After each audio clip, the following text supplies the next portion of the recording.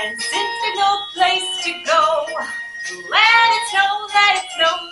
Oh, just a minute, I got to turn the volume down here with the remote. You caught me. I was just enjoying this YouTube channel that I found that shows this wintry scene with the lampposts and the snow coming down while Christmas music is playing. This kind of thing really puts me into the Christmas spirit. Welcome back to School the Rock. It's me, Sandra, and I'm glad you're here today for another episode of The Lights of Christmas. Over these last few weeks, we've been talking about different kinds of lights that we see at Christmas time while digging into the story of Jesus' birth. This week, we're going to focus on lampposts like these. Now, we see these all year round, but there's something special about the glow that a lamppost casts on the falling snow at Christmas time. I don't know about you, but I love going for a walk on a dark evening during the Christmas season when the snow is gently falling and the lampposts guide me along the way. This reminds me of how Jesus, the light of the world, guides me as I go through life. And also how the angels guided the shepherds on that night that Jesus was born to help them find him. Today we're going to look at that part of the Christmas story found in Luke 2, 1-20. Let's read that together. In those days, Caesar Augustus made a law. It required that a list be made of everyone in the whole Roman world. It was the first time a list was made of the people while Quirinius was governor of Syria. Everyone went to their own town to be listed. So Joseph went also. He went from the town of Nazareth in Galilee to Judea. That is where Bethlehem, the town of David, was. Joseph went there because he belonged to the family line of David. He went there with Mary to be listed. Mary was engaged to him. She was expecting a baby. While Joseph and Mary were there, the time came for the child to be born. She gave birth to her first baby. It was a boy. She wrapped him in large strips of cloth. Then she placed him in a manger. That's because there was no guest room where they could stay. There were shepherds living out in the fields nearby. It was night, and they were taking care of their sheep.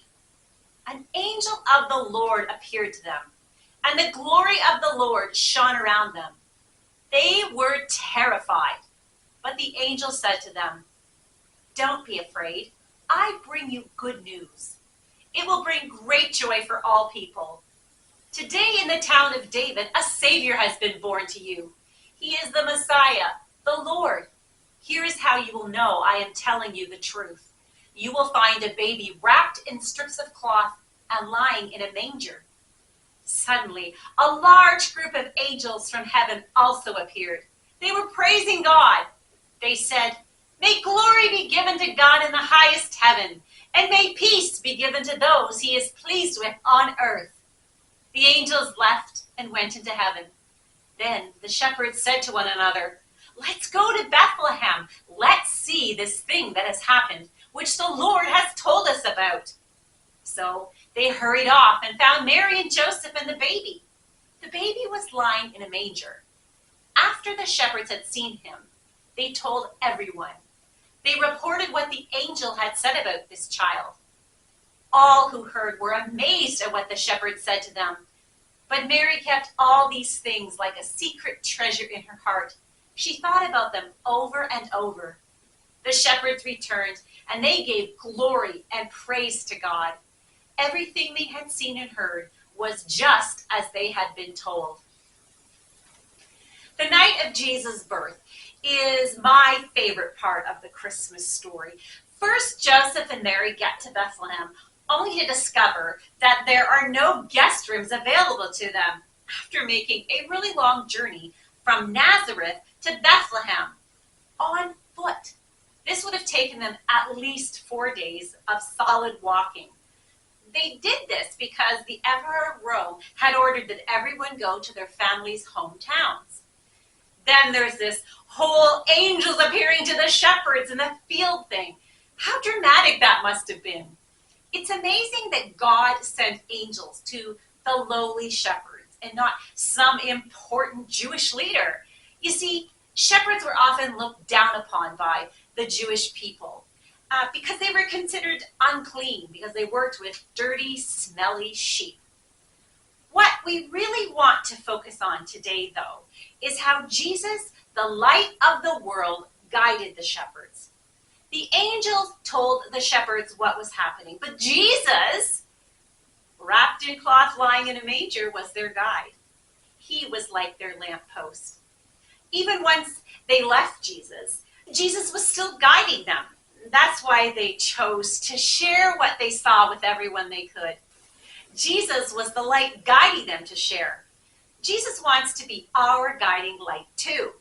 Sometimes when life feels hard, it can feel pretty dark. When this happens, Jesus wants to guide you. He wants to help you. He wants to be your light in the darkness and help you with whatever you're going through. He'll help you make the right decisions and provide comfort for you. You can allow him to do that when you choose to be his follower and make him the guide of your life.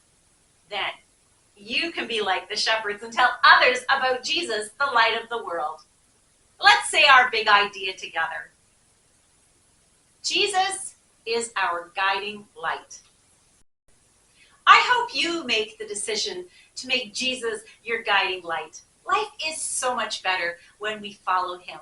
Well, thanks for joining me for these last 4 Sundays as we've been digging into the story of Jesus' birth. I will see you in the new year. Merry Christmas.